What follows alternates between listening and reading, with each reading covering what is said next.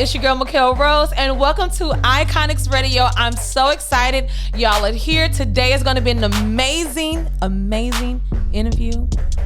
Listen, we got my boy all the way from Indiana. We got Coach Al in the building. How are you doing today?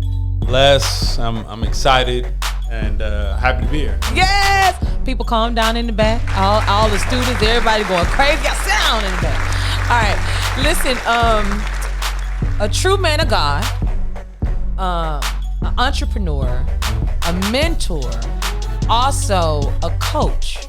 So many hats that you wear. Speaking of hat, look. Coach, you coach strength and conditioning, and then you also mentor, and you do this consistently every day. Absolutely. Every day. Pull the mic up a little bit closer to you, because we want to hear everything he got to say, okay? You woke up this morning and did what?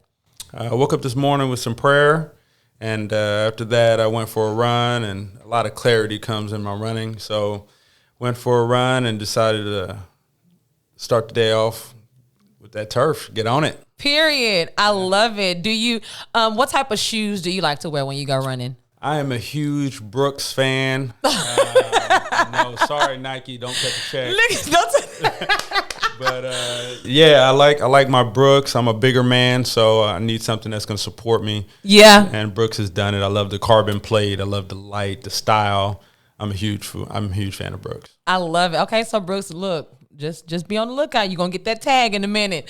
Born and raised where? Born in Jacksonville, North Carolina. All right. NC stand up. Yes.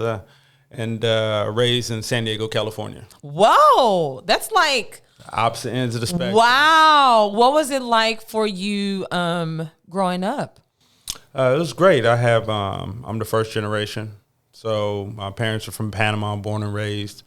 So we're really rich on culture. And we're really rich on like work ethic and family. So for me, it was great because the friends that I got are like family. So you pick your circle, and your circle is really tight.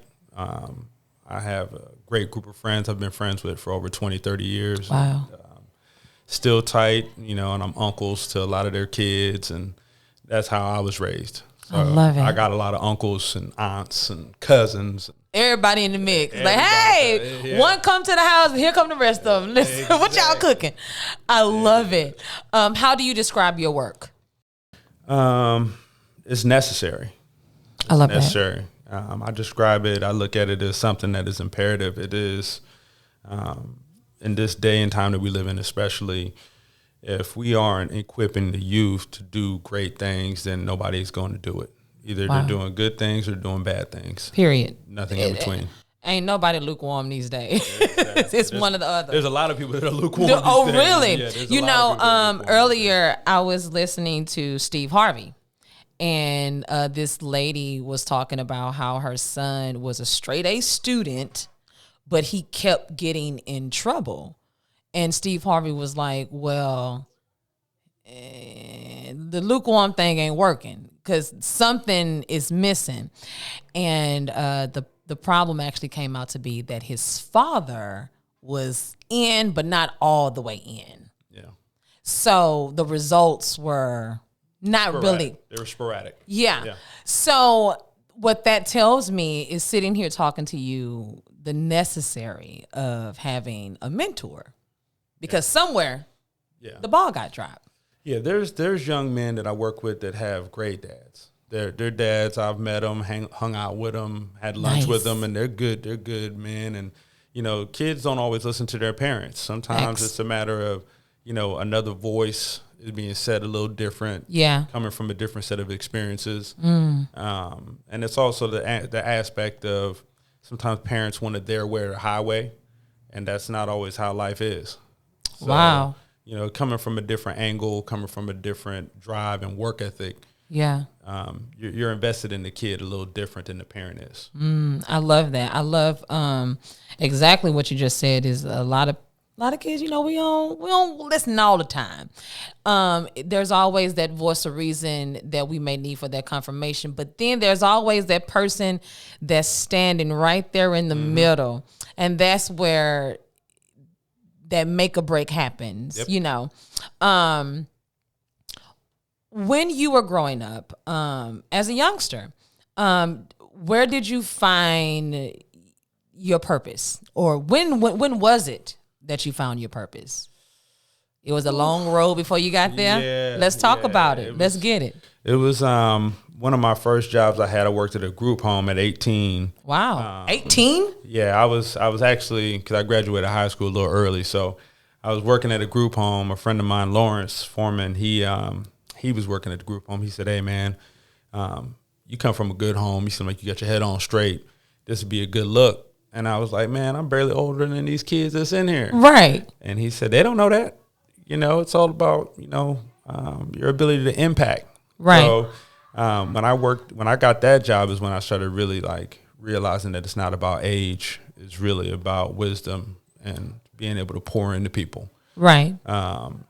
Because it was like 18-year-old guys that I'm talking to and trying to get them on the right path. Yeah. But I still kind of was like, oh, this is cool, but I'm a ball player, so I was still in love with the game. It was still an intimate relationship with the game. Yeah. But it was more towards the end of my playing career when I found myself more mentoring my teammates and more gentlemen that were a little bit older. I'd have conversations with older guys and kind of just like, nah, man, that ain't the way to think, and that's not the way to do things. And pouring into people that was older that really kind of put it in perspective, like, okay, this might be something I need to do more from a professional standpoint, not from a spiritual standpoint, because I didn't know Christ at all. So I was just thinking like just a brother, educated brother trying to do the right thing. Right. Not understanding like God's gifts and his guide and how he was directing me. It was more like, man, I'm just going to do what's right. Right, right. So I think that what you're describing is something that a lot of people actually go through. They have the idea, they have the right answer, they just don't know how to actually get there. What do you think happens when a young man is, because I know that you mentor young people around from all different ages, right? But where do you think that a young man kind of like loses his hope?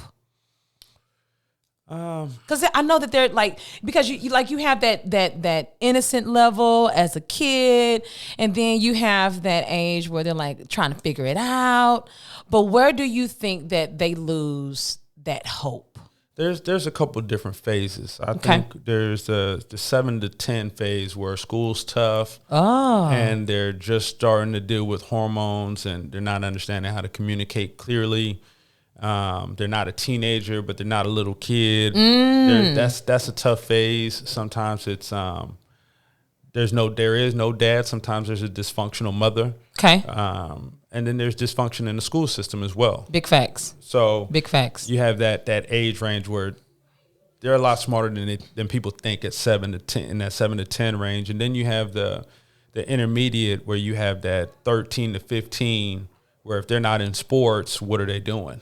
Right. They're trying to follow somebody, and who they're following is usually people they shouldn't be following. Right. Who they're listening to is not who they should be listening to.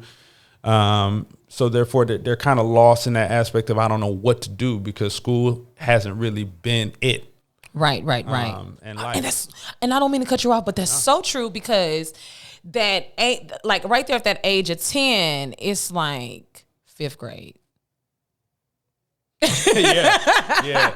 It's like elementary is like kind of going away, and then it's like, oh man, it's finna be that age where 6th grade kicks in, and like you said, I think, wow, thank you for that, because parents, listen, you just got the answer. That 7, I mean, every age is very important, right? But there's a transition that that 7 to 10 is where it's at. Tough. That's so true. So I really want parents to really pay attention to what's being said. So y'all get out your pen and pad. You're welcome. Okay. Get out the pens and pads. And I'd say the last phase is the 20s. Okay. From 21 to about 26 is probably one of the most painful eras. simply for the fact that you have years of stockpiled of miseducation, wrong guidance. Okay. You have the series of bad influence that's fully manifested into what's supposed to be adulthood. Facts. Facts. You know, the large percentage of baby mamas and baby fathers take place in that period. Facts. A lot of marriage is not clearly defined or emphasized at all. So the infrastructure is terrible. You're built on sand. So you figure 7 to 10, he's struggling. 13 to 15, he doesn't know what to do. Well, even if he is an athlete and gets to college, well, now he's just living through sports and doing literally what he has to do. Right. And then it goes into his profession, and he doesn't know what his profession really is because he's just doing it for money. He's good at it, so he's doing it to make money, or he's a corporate male, and he's seeking money and what comes with it. So that early 20s is a really tough phase, and I believe that's where like mentorship is at its peak. That's where it's supposed to be. You're supposed to really be hands-on because you're trying to get a young man to understand the difference between a boy and a man. Coach Al, stop. Don't. You can't keep dropping these gems and just like, no, sir. Listen, let's talk about that. I mean, please, if you don't mind, let's talk about that. The difference between a boy and a man. Go. Okay. Boys play in the park. They play games. Boys don't take things as serious as they should because they believe that it's fun and it's all about the moment. Whereas a man understands that there's a legacy behind it. There's a lesson behind it. There's people that are influenced, and there's a sphere of influence. So a man understands that there's more at stake than just him. He is not always thinking about himself, but he understands the value in himself. Whereas a boy doesn't. A boy is trying to figure it out. He's looking for it.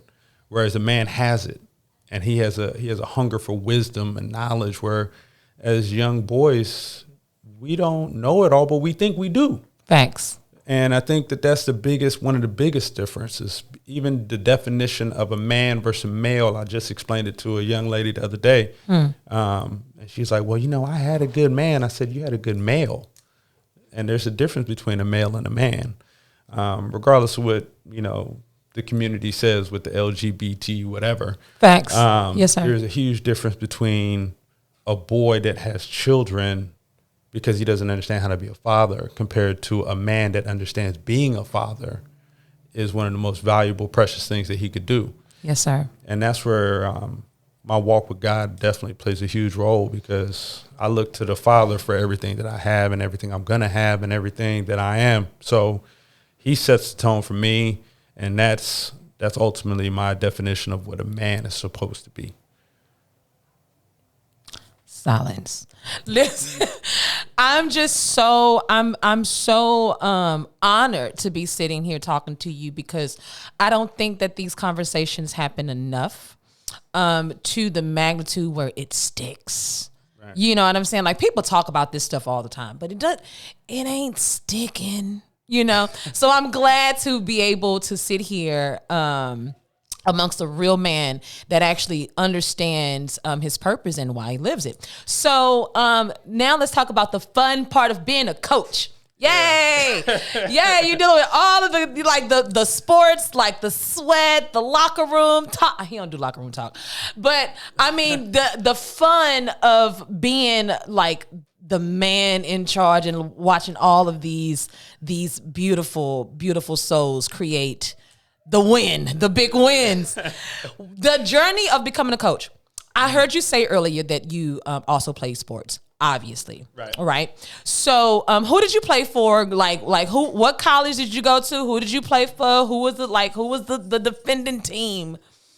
Yeah, I played I'm from San Diego, so I played high school ball out there in Oceanside, and I went to junior college because I wasn't the best student. Yep. So, what's up, JUCOs? You know how we do. Okay. Right. So, but it was a blessing. I made some great connections and learned a lot about myself and the game. And so JUCO was definitely a blessing. And won a national championship. And Come on. That's cool. Got a scholarship, went away to school, played some ball, made some questionable decisions. For sure. And decided that I was going to play some pro ball. So I trained and pursued that with everything I had. And Yes, sir. I am a coach that I lived it. So Yep. it's not too many players that can say, like, I've given everything I got. You know, I was homeless for the game. You know, I was paying my trainer before I had a roof over my head. Wow. I was eating once a day at Jack in the Box and living off of 36 cents. You know, Coach Al, see, they don't know about the Jumbo Jacks and the 2 tacos, and that's all you can get. That's all you can Give me a cup so I can get some ice. and some water, and I'm going to sip it slow and refill it. Yes, I know about that. It's our business. Mind your business. Yeah. Yes, sir. So I love that part because that means the passion is really there when you're coaching these young men. Taylor University, stand up. Coach Al is here, guys. Coach Al in here representing Houston, Texas. Let's go. Let's talk about your team at Taylor University. Like, let's talk about it. Man, it's been a blessing. I'm a part of an amazing coaching staff. Yes. They're true men of God. I learn from them and grow with them every day. Every meeting we have, we're praying over the players. We're discipling. Wow. It is the first program I've been a part of where I could say, like, I've become a better man and a better coach being there. The players are amazing to pour into, and they great personalities. Just amazing. Work hard and. Yeah, I mean, I think when we think about college athletics, we think of the game. Yeah. People think about, like, you know, what do you bench? What do you squat? And how many wins? What was your record? And you think about that. And when I think about the game, I think there's so much more to it because my relationships aren't just about football. Yep. So, yeah, in the weight room, at 7 o'clock in the morning, we getting after it. Like, you going to get that work. Wow, period. At 6 a.m., if it's 12 degrees outside, we getting that Let's work. go. Yeah, we getting that work. There's certain things that we're going to do that nobody else is able to do. I love that. And I believe that in sports, and especially in college athletics, it's one of those where you're making a commitment to go do whatever is necessary to be at your best. Right. And I coach high school ball, and high school ball is great. I had some great athletes, still talk to them, mentor them now. But in high school, it's a choice.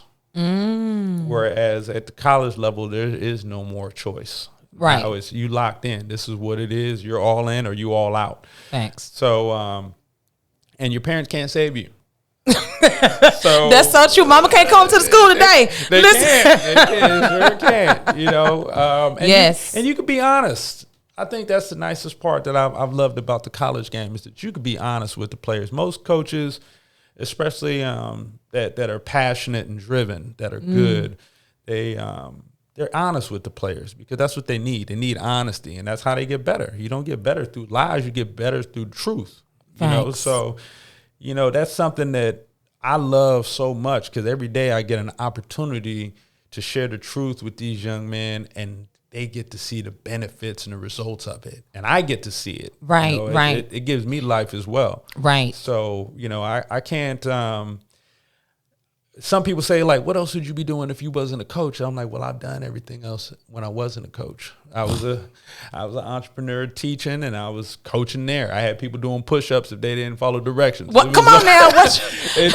You ain't turning your report. 15, let's go. That's it. I'm coaching and coaching, and yes, I'm coaching some more. So now it's just more of it's a joy, and there's more formal work to it. There's a lot of desk work. It's a lot of PowerPoints and prep work and stuff behind the scenes that nobody wants to talk about. Right. Because you just get to see the finished product. But there's a lot of stuff that goes in behind the scenes. And I think that the athlete does not get enough acknowledgement and appreciation for what they do. God. Yes, I am talking 100% about the players. Yes, thank you. Yeah, because there is a lot of stress.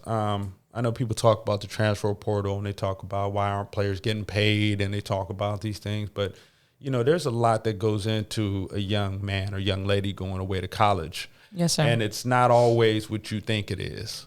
So there's a lot of pressure. There's a lot of stress. There's a lot of battles that are going on internally, and then within the team itself. Big facts. So right. having the opportunity to be able to clean that up and then build it up and then see it prosper up is huge. So I think what you said, I'm going to just hit this real quick because I caught it. I caught what you said. Earlier you said that the age of 20 to 26 is where mentor is needed. Yeah. When they get into college, there is no choice. And you have those coaches, those mentors there that have to be honest with them. And the mentors, the coaches are all of that 20 to 26 that's neat. Listen, y'all better put 1 + 1 is 2. Listen, keep up because it's all, I love what you're saying. I love how it all, I'm a very deep listener. I listen to everything. I don't miss anything.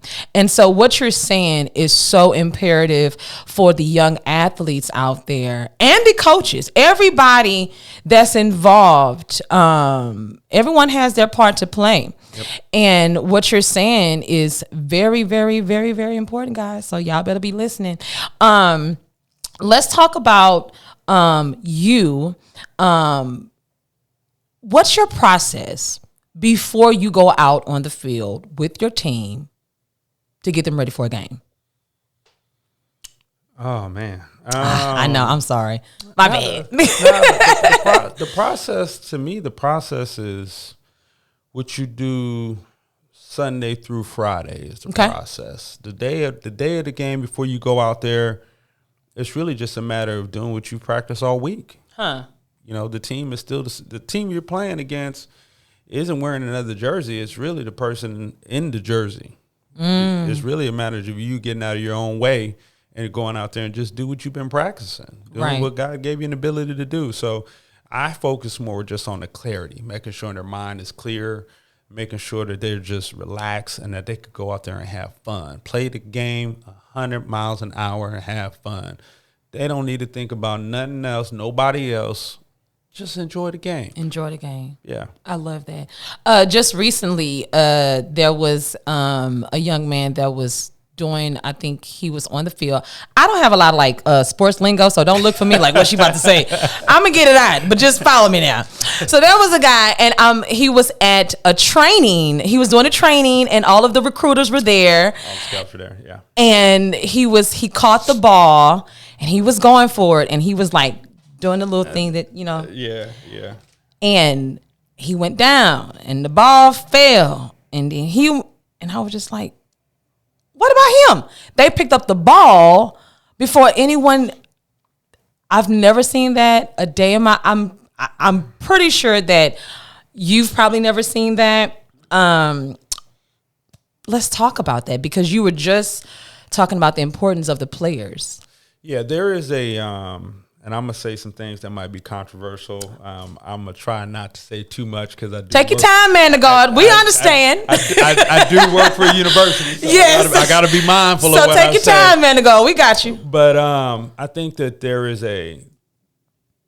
a lack of value in the player outside of the game. That's why stuff like that happens. Okay, because they get injured and they get pushed to the side sometimes, and it's like the show must go on. Yeah. I think that football is looked at as entertainment. So in entertainment, that's usually how the show goes on. Okay.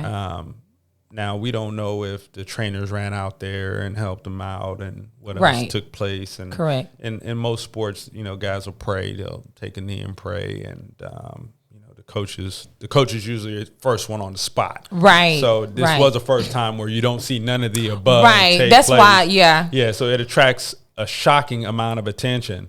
So, you know, I do think one of the big things about that specific situation is that I wasn't there, so I can't speak on what I wasn't there for. Thanks. So, you know, if I'm there, I know exactly what I'm doing. There's never been a player on the ground that I didn't pray for. So there's and it doesn't matter what team they're on. Right. So because we're all human, we bleed the same regardless. Right. So I think when you start talking about professional sports and there's dollar signs behind it, yeah, they're trying to maximize the bottom line by any means necessary. That's why when you hear guys talk about trades and stuff like that, and you hear dollar signs. That's all you really hear is dollar signs. They don't talk about like, well, you know, how is he going to handle living in Minnesota now that he's been in, you know, this place for 20 years. He's going somewhere different. You don't hear about his feelings or his thoughts. You hear about the dollars. Right. You hear about the team, because you're no longer a person. You're really just you're on a contract. So you're property.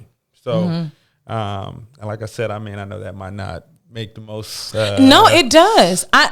It definitely does, and it speaks volumes about you as a coach, and it speaks volumes as you as a man and a mentor. So thank you for that in the best way that you could explain it. Thanks. Right. Okay, so I was going to compare it to a car. I was like when you a Maserati and a repo is like, you know, I'm here for it. So not only do you mentor and coach your team at Taylor University, you also take it on the road.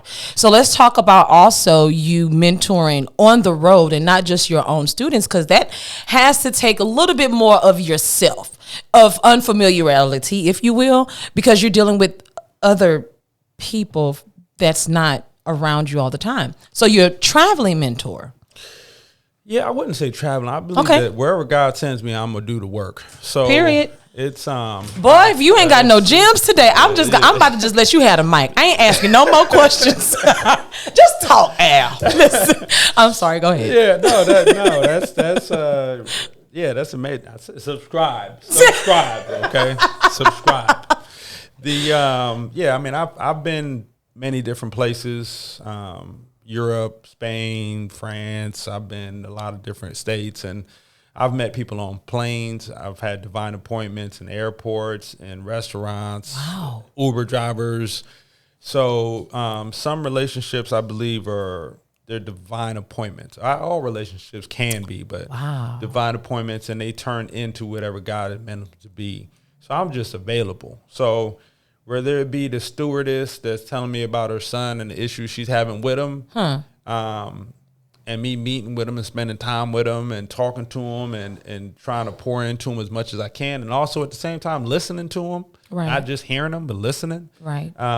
Some of our strongest relationships have come from that, where it's just been literally divine appointment, me being where I'm supposed to be and being available, and then the relationship building from there. There's also some, being in California, I train athletes. So in training athletes, you build a relationship when you're working with them because you're spending time with them. Right. And after our training sessions, we always go out to eat. So I usually take them to eat, and we spend time just talking about life and everything else, breaking bread, try to get our Jesus peace on. Right. So, just bring peace wherever we go. And I love you, man. You're amazing. That's your energy is like, it is pure. It's genuine. I can tell you ain't fronting this. This ain't no front, no fake the funk. Like, this is straight raw. This is like literally who you are. Because I know a few, very few people just like you that I can literally sit down and I got like 12 questions up here. I ain't asked you not now one of them.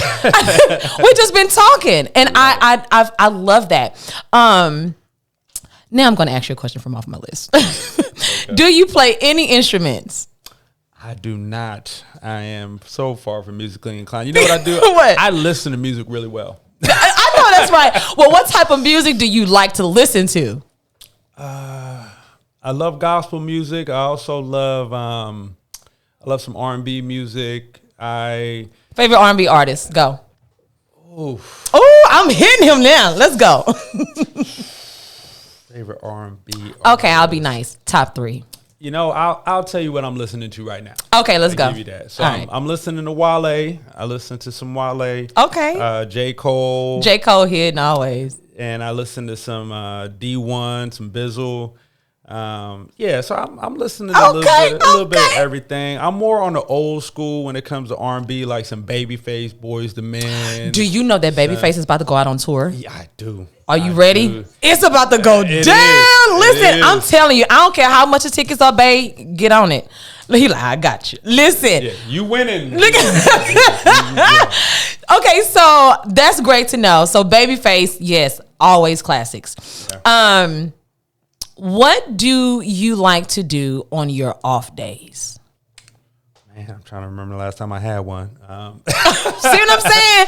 We got to find those. Self-care is good. It is. It's great. I love to travel, and I love to spend time with the players and just people. I just love being around people. So I love it. I'm trying to think of what I do on my off days. I would go visit like my parents. I love spending time with my parents. I'm not in California too often, so gotcha. But when I can, I spend time with the folks or meet new people. Yeah, love meeting new people, trying new foods. I just came from Miami. Come on now, what you say? I'm just saying, look. Yeah, it was good. You see the tan, you know. Are you the only child? I'm not. I got an older brother. He's a chef. He's an amazing brother. I got an older sister. She's a entrepreneur. She owns a tea spot in Oceanside, and you know, we're all entrepreneurs in that aspect. We were raised to make your own, not wait for somebody else to make it for you. So that's what they do. And then I have some close friends they're in that sports industry as well. So you know, we talk a lot of sports. A lot of sports to talk now. Just let them know that when they see this interview, I had no sports lingo I could go to at all. Okay, so I love y'all though. So, guys, Coach Al, entrepreneur, mentor, coach at Taylor University, Upland, Indiana. Stand up, let's go. You said, here we go. Upland's pretty small. Upland's pretty small. Now, what I love about talking to people is always getting like words of encouragement to people that are listening. But you gave so many gems, I don't even know like what else. But I know you got a lot. The youth that are sitting at home, not even just the youth, anybody that's sitting at home right now, and they're listening, they're discouraged, they just don't know where the starting point is, right? What would you say to them? Formulate a plan of what you want. Okay. If you know what you want, then you could create a plan to go get it. Yeah. Needs are different than wants. Okay. So I believe if you create a plan on what you want, then you can formulate a way to accomplish it.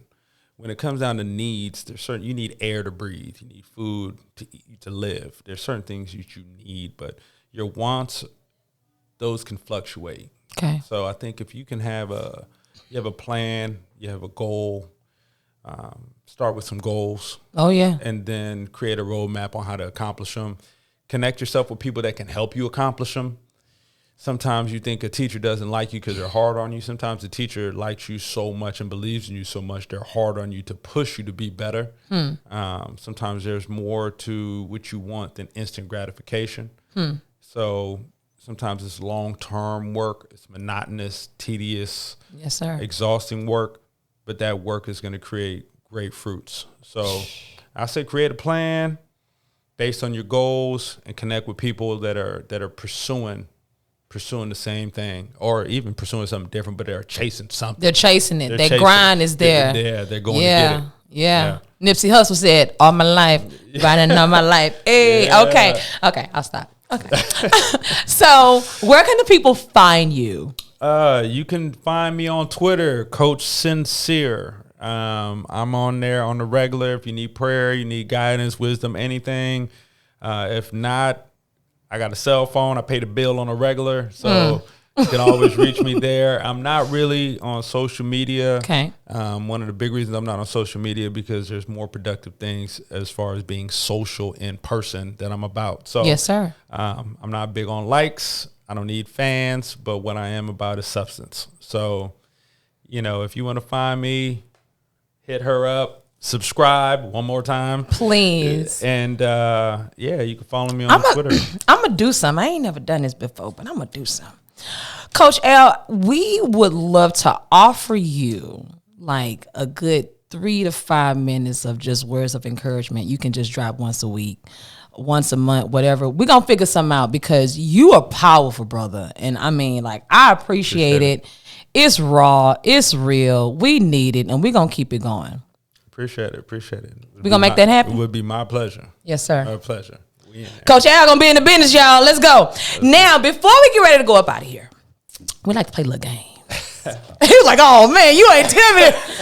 Somebody pass me the ball. Now I'm playing. I ain't even, no. Look, let's go. Okay, so I'm going to ask you some questions, and I'll give you some answers you can choose from, and you just give me the right one. Okay. All right.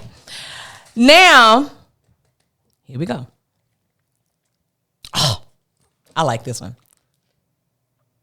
In Jumanji, a stampede is released. What is the slowest animal? A rhinoceros, B, an ostrich, or C, an elephant? An elephant. It was a rhinoceros. Like Jumanji 1 or Jumanji 2. Because it was a couple of them. Okay, here we go. Why did you do this one? Which of the following pop stars, he said, oh my God. Which of the following pop stars didn't appear on the Mickey Mouse Club? A, Britney Spears, B, Jessica Simpson, or C, Christina Aguilera? I never watched the Mickey Mouse Club. Didn't even know what that was that you just told me. So, I am going to take a random guess. Can I get a lifeline? You can't get a lifeline. What you want to help him with? Mickey, you want to help him with his lifeline? Which of the following pop stars didn't appear on the Mickey Mouse Club? Britney Spears, Jessica Simpson, or Christina Aguilera? Britney Spears was on there, so Jessica Simpson was not on there. Okay, I'm By the way, comedian Mickey Housley, meet Coach Al. Look at my man. it's going down in here, y'all. All right, here we go. Rap was just becoming well known in the 90s. Which artist had the first #1 rap single? A, Tupac, B, Jay-Z, or C, Vanilla Ice? In the 90s? In the 90s. Oh, Vanilla Ice. Ice, baby. That's right. I'm like, and first of all, I just learned that. I'm like, what? Oh, yeah. Learn something new every day. Here we go. In 1992, which company was the first to build and sell camcorders with a color LCD screen? A, stop looking like that, Coach. He's like 92. Let me see. A, Sony, B, Sharp, or C, RCA? I'm going to go with Sharp. You are absolutely correct. Somebody get me on Who Wants to Be a Millionaire. I got this. Somebody cut the check. Okay, last one. Here we go. This is my one right here. What range of cars were launched by GM in 1990?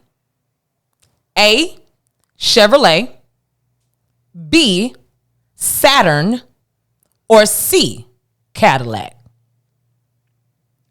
Can you repeat the question one more? I sure can. What range of cars were launched by GM in 1990? A, Chevrolet, B, Saturn, or C, Cadillac? Well, I know Cadillac Fleetwoods is back in the 70s. Come on now. So Dubs that's elbows. how I'm a huge Chevy fan, especially Chevy Impalas in the 60s. So I'm from Cali. Listen. So that ain't it. So I'm going to go ahead and go with Saturn. The man is absolutely correct. Let's go. Coach Al in the building. Listen, it has been such a pleasure to have you here at Iconix Radio. Shout out to Taylor University. Y'all stand all the way up. Whoop, whoop, whoop, whoop. All of the amazing people that you're mentoring and guiding in their lives. Thank you for your light. Thank you for just everything that you're doing in this world. And we appreciate you, Coach Al. Anything you want to say before we go? Hey, thank you for having me, and subscribe. Period. Thank you so much, guys. It's your girl, Mikhail Rose, sitting here with Coach Al Upland. What's up? It's your girl. I will talk to you later, guys. Iconix Radio. Izzy, out.